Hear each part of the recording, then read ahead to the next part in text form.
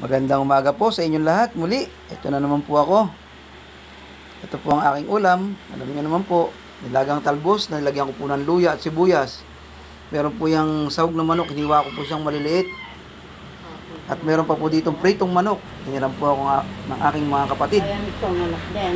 Ito po ang ulam po ngayon, almusal. Ayan po, may pritong saging pa po. At may saging pa po na hinog. Meron pa pong ubas, ayan po, meron pa pong tuna.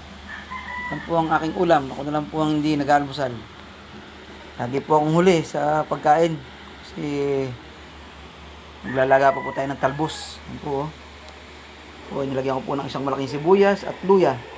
Niwahiwa ko po yung manok na maliliit para may pansahog lang po. Yan po. Talagang pasensyahan nyo na po kung yan lang yung nakakaya ko sa video.